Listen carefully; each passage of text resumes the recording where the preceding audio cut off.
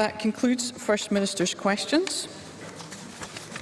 The next item of business is a personal statement by the First Minister, and today marks the final contribution in this chamber of Nicola Sturgeon MSP as First Minister, our longest-serving First Minister and the first woman to hold the post. And on behalf of the Parliament, I thank the First Minister for her service.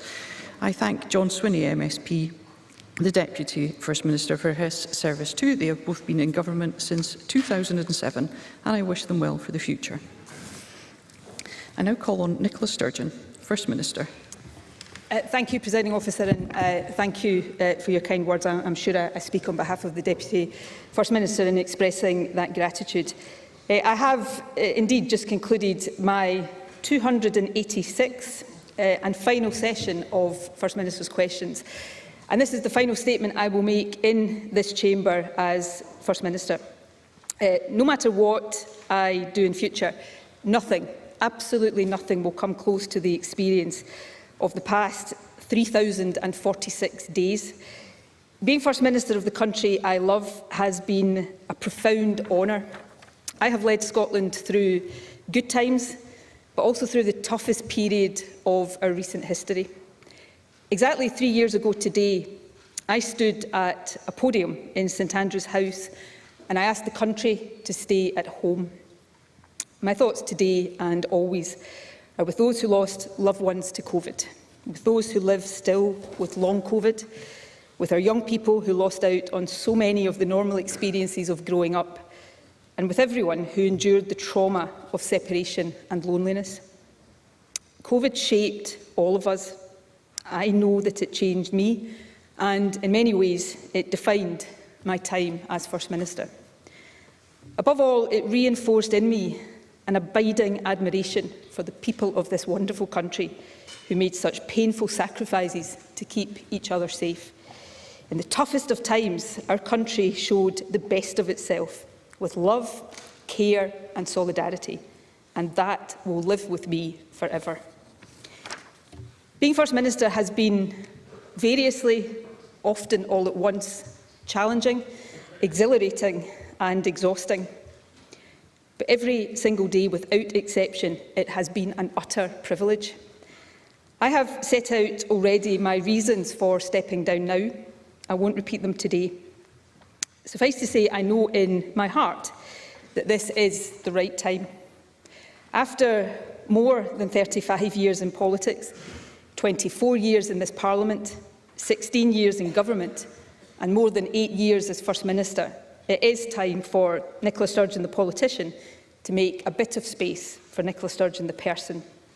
It's time for me to contribute in a different capacity to the causes I care so deeply about: gender equality, care experience young people, climate justice, and always, until the job is done, winning Scottish independence.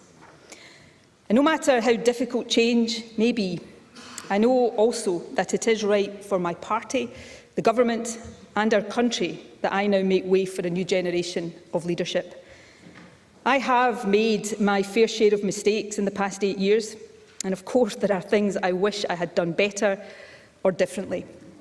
But overall and overwhelmingly, I am proud of what has been achieved. The doubling of early years education and childcare, the Scottish Child Payment, widening access to higher education with a record number of young people from backgrounds like mine now going to university, minimum unit pricing, a policy that is saving lives, a publicly owned, mission-driven national investment bank, and putting the climate emergency at the heart of all we do. Just a few of the many policies that I believe will have a lasting impact on our country. As the first woman to hold this office, advancing gender equality has also been very close to my heart. My cabinet has always been gender balanced. This Parliament legislated for free period products and strengthened the law on domestic abuse. And less tangibly perhaps, but just as important, no girl in our country now has any doubt that a woman can hold the highest office in the land. I heard a phrase the other day that really struck a chord with me. When women lift, girls rise. I've tried as First Minister to put that into practice, and I will continue to do so for the rest of my life. Presiding Officer, there are countless people who have supported me along the way. Today I want to say a heartfelt thank you to just some of them. Firstly, to my family. Nothing, absolutely nothing, would be possible without the love and support you give me daily. To my extended family, the SNP, the party I joined at 16 when, on a good day, we would hit 12% in the opinion polls. We've come such a long way together as a team. Let us keep going, serving Scotland together as a team. To my colleagues here in Holyrood, in SNP parliamentary groups, past and present, and to the Central Office staff who support us. To all of my ministerial colleagues over the years, and especially to John Swinney, the best Deputy First Minister and the best friend I could have wished for on this journey. To our staff in Party HQ who have built a formidable campaign operation, enabling us to win 14 national elections since 2007. To all those who have worked in my constituency office, and particular to my current team, Paul Leinster, Caroline Scott, Mary Hunter, Carolyn McConville, Irfan Rabbani and Nikita Bassi.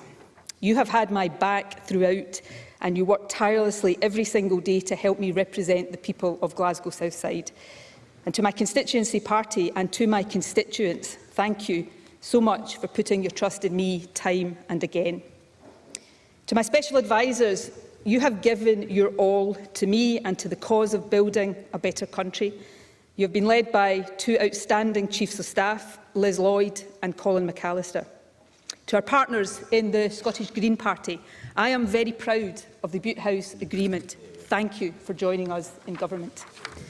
And to our brilliant civil service, Scotland is so fortunate in the integrity, impartiality and professionalism of our civil servants, and I am privileged to have been served by some of the very best. I thank each and every one. But let me make special mention of those who have served in my policy unit and in my FMQ team. The latter, especially on Wednesday evenings and Thursday mornings, really do have the worst job in government. For the avoidance of doubt, Presiding Officer, the good answers have always been down to them. The bad have been all me.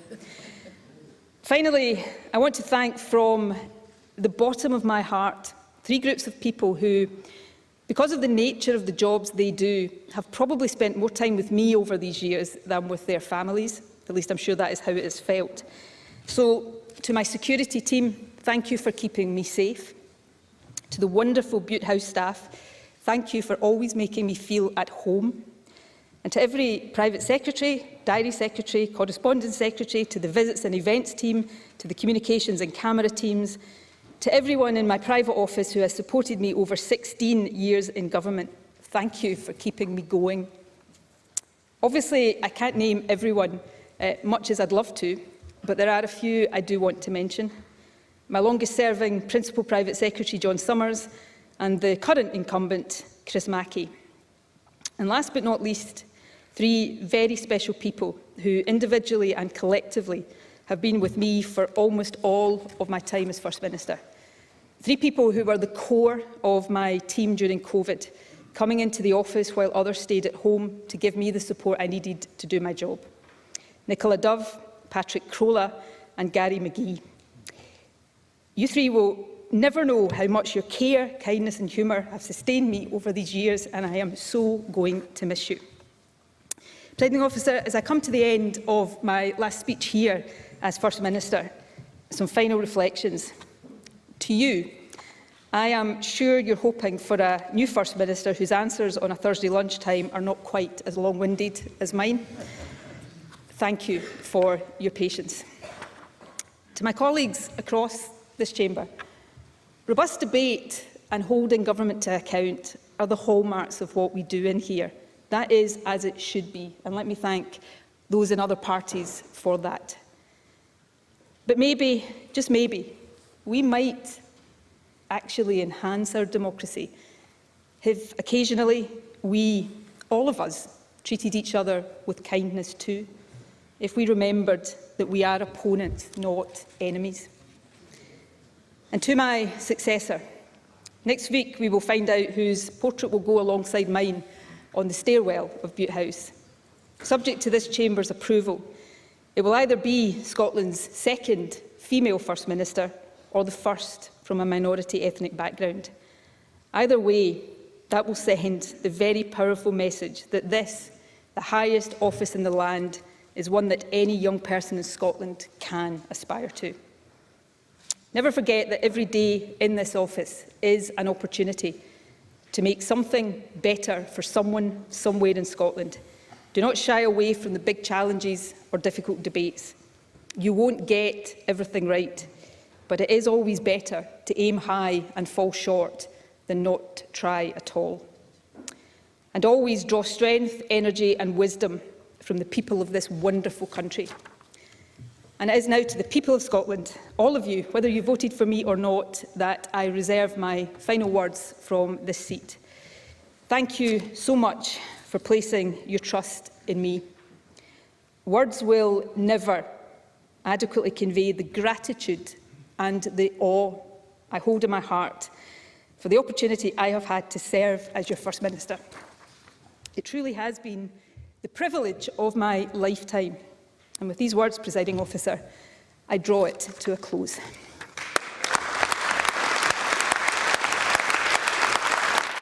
And that is